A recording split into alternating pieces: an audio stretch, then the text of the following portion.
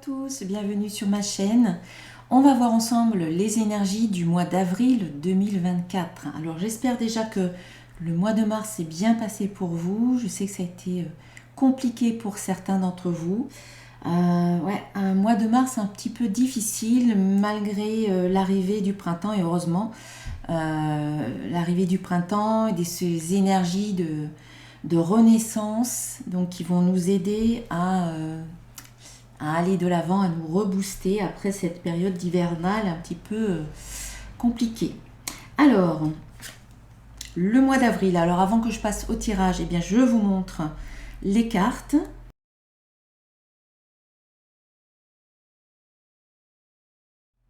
Voilà, donc ce sont mes oracles que j'utilise aussi ici et que vous pouvez retrouver sur mon site internet. Vous aurez le lien sous la vidéo. Alors, on va commencer par un premier petit message de mon petit oracle des créatures mythiques et légendaires. Ici, on a le Cerbère.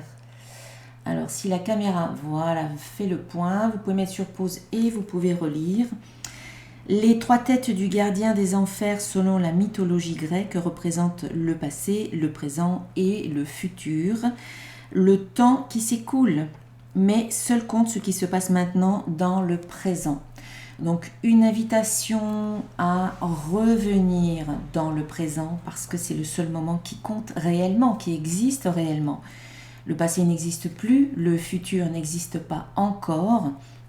Et donc c'est maintenant que votre vie se déroule, que tout se passe, que tout se joue, que tout se vit, c'est maintenant.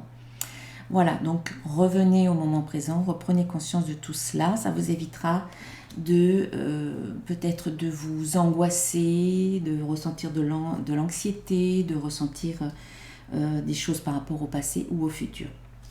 Ok, alors ensuite avec mon oracle des codes de lumière, ici nous avons la carte intégration d'énergie positive.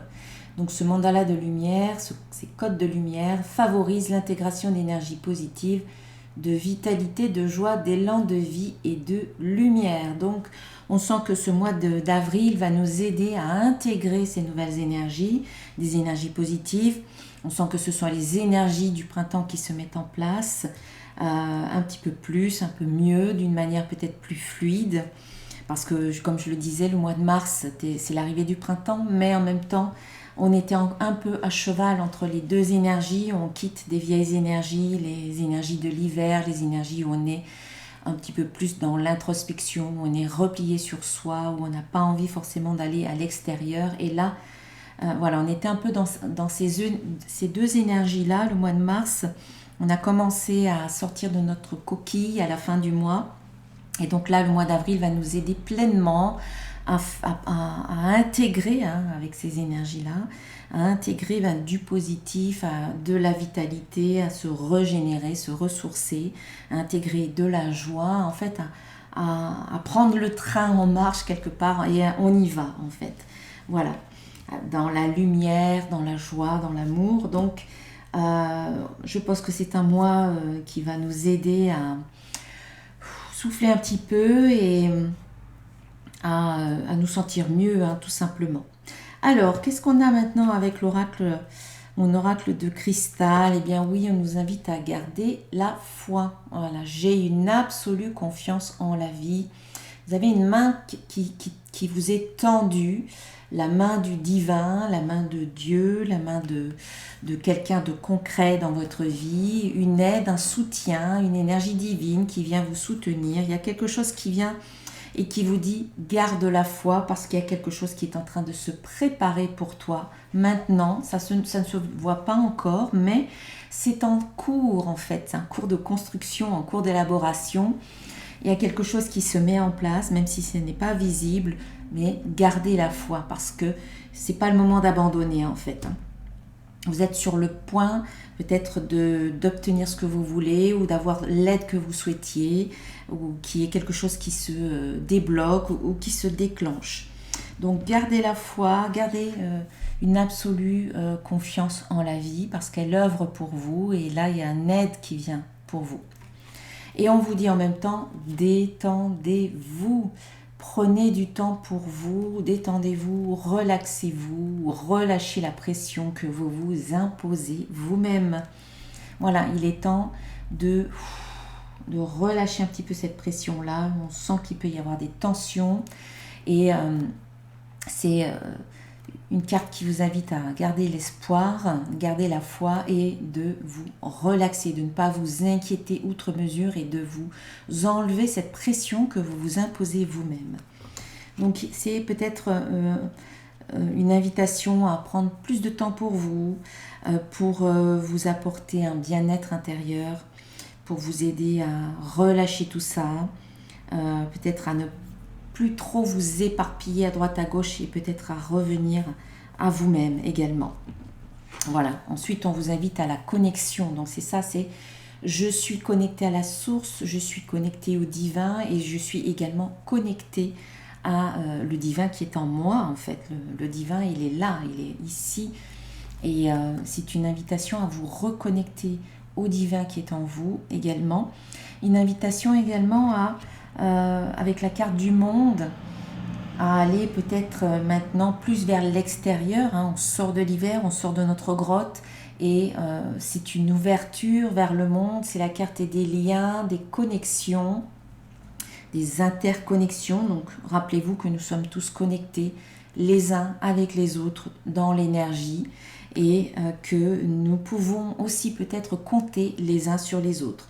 Donc il y a peut-être une aide qui peut venir de votre entourage, de votre cercle peut-être proche ou peut-être un petit peu plus large, puisque la carte du monde, on parle quand même de quelque chose de large.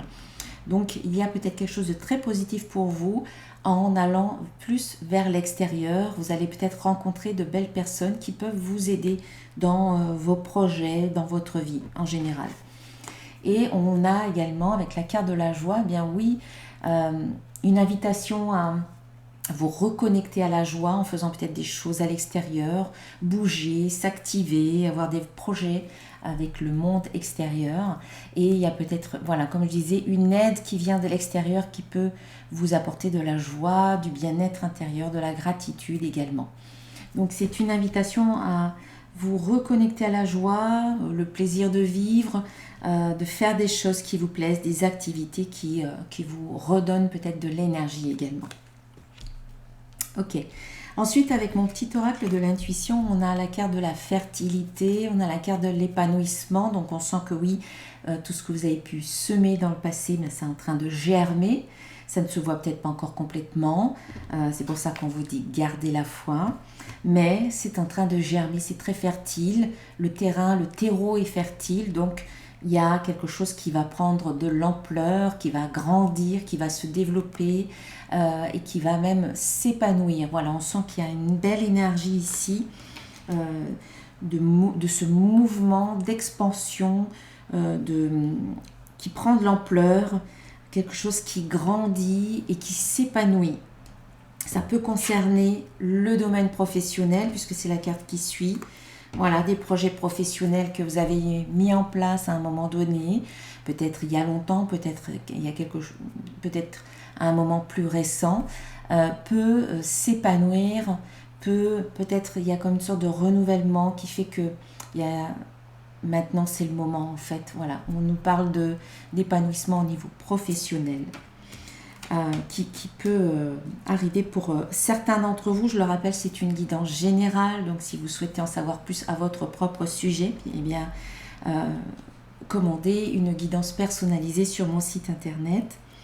Alors pour certains, il y a aussi une remise en question. Peut-être que c'est quelque chose de préalable à l'épanouissement, peut-être que vous vous questionnez par rapport à votre travail, il y a des prises de conscience, vous prenez des décisions et du coup, ça vous amène vers plus d'épanouissement et de fertilité au niveau professionnel. Et peut-être que pour d'autres, vous considérez, vous vous questionnez, puis vous considérez le fait d'arriver, de terminer quelque chose au niveau professionnel. Peut-être que vous arrivez au bout de ce que vous aviez à faire là où vous êtes au niveau professionnel et qu'il faut passer à autre chose. Mais ça passe par cette phase de questionnement. Voilà, qu'est-ce que je veux, qu'est-ce que je ne veux plus, qu'est-ce qui se passe actuellement, qu'est-ce que je dois faire et laisser arriver aussi les réponses. Mais pour certains, voilà, il y a une fin, donc ça peut être une rupture de contrat, ou alors vous arrivez au bout de votre contrat professionnel, vous donnez votre démission, vous demandez une rupture conventionnelle. Voilà, on sent qu'il y a quelque chose qui peut se terminer au niveau pro.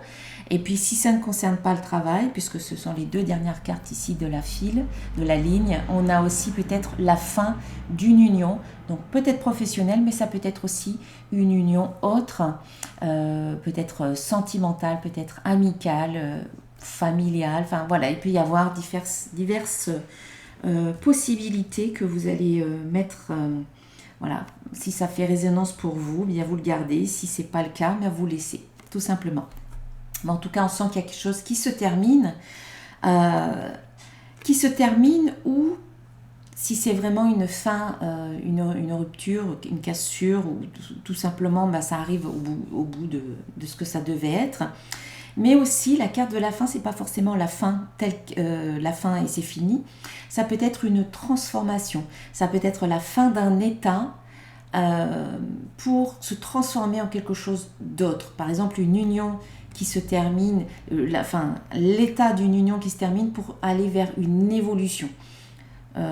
Par exemple, sur le plan sentimental, vous êtes en union libre avec votre compagnon, votre compagne, et vous passez à l'étape supérieure, par exemple avec le mariage. Donc voilà, là il y a une transformation de l'union avec un changement de statut, un changement d'état. Ça peut être ça aussi. Il y a une transformation qui peut arriver aussi par rapport à une union. Encore une fois, ça peut être pro ou perso. Alors, qu'est-ce qu'on a de plus avec mon oracle des symboles de vie? Eh bien, ici, on a la carte de la réalisation. Donc, on voit bien qu'il y a quelque chose qui se concrétise. Et ça peut concerner le plan sentimental. Donc voilà, peut-être qu'ici il y avait une union qui n'était pas encore complètement officielle, par exemple, et donc ça passe à l'étape supérieure avec peut-être un engagement qui n'existait pas encore, ou une déclaration qui n'existait pas encore. Donc là, l'union devient officielle. Voilà, il y a une concrétisation en termes sur le plan sentimental, amoureux. Ça peut être aussi au niveau de votre amour propre. Il y a peut-être quelque chose qui se concrétise en vous avec peut-être une belle affirmation de qui vous êtes, vous vous positionnez, ou que peut-être maintenant vous vous acceptez comme vous êtes et vous vous aimez tout simplement, et ça vient vraiment renforcer votre estime de vous-même. Ça peut être ça également. Ou tout simplement une concrétisation de quelque chose qui vous tient à cœur également, ça peut être ça. On sent aussi que sur le plan sentimental, peut-être que ça peut être lié avec cette réalisation ou pas, il y a une invitation à vous libérer sur le plan sentimental, mais de vous libérer peut-être de certaines émotions qui vous pèsent. Il y a cette invitation-là. Il y a aussi peut-être le besoin de se pardonner à soi-même par rapport à certaines choses qu'on a pu dire, qu'on a pu faire. On peut s'en vouloir, on peut culpabiliser, on peut être en colère contre soi-même. Donc une invitation à se pardonner et à se donner de l'amour et de la bienveillance. Peut-être une invitation également à pardonner à d'autres personnes qui ont pu vous blesser, qui ont pu vous faire du mal, et ça vous pèse également, et une invitation à vous alléger en pardonnant. Voilà. On a les cartes qui suivent, la carte du pardon, on a la connexion, on a la carte de l'eau. Donc pour moi, ça me parle de cette connexion au divin.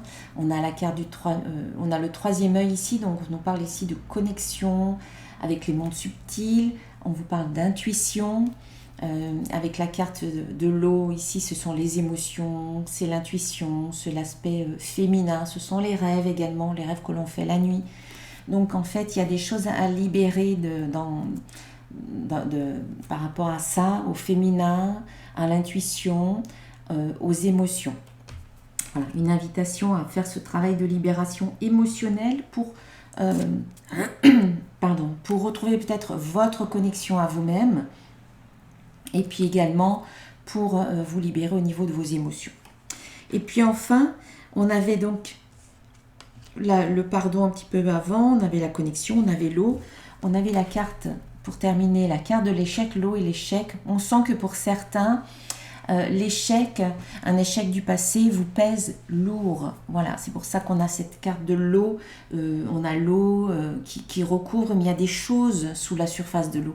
Il y a des choses, et notamment peut-être de la rumination, où vous ressassez des choses en lien avec des difficultés ou des épreuves que vous avez vécues, des échecs, etc., des tensions, et ça vous pèse lourd. C'est pour ça qu'on vous invite à vous pardonner, à vous en libérer. Et j'ai recouvert cette carte de l'échec avec une autre carte pour en savoir un peu plus.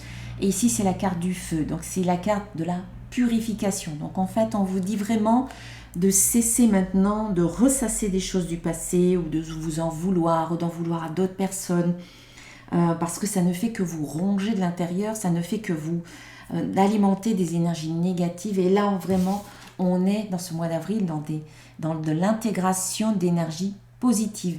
Donc en fait, on vous dit maintenant, il est temps de faire table rase de tout ça, de brûler tout ça symboliquement, hein, bien sûr, de faire table rase, de brûler, de purifier, de nettoyer par le feu, c'est-à-dire symboliquement, le feu, il nettoie.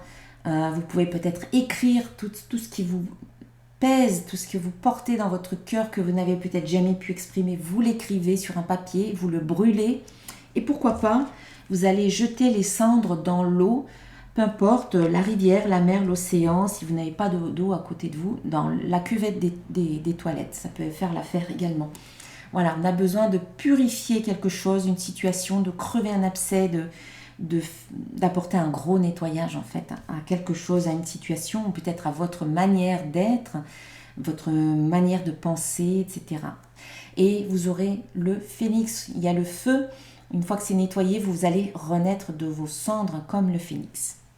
Voilà, et on vous dit de nettoyer quelque chose par rapport à soit un échec, soit les échecs de votre passé, soit votre passé lui-même qui vous pèse et qui vous empêche finalement de déployer vos ailes. Hein. Voilà. Allez, on va terminer avec un petit conseil d'un archange. Là, j'ai la carte, une carte qui s'est retournée d'elle-même. C'est l'archange Samuel qui nous parle de l'être aimé.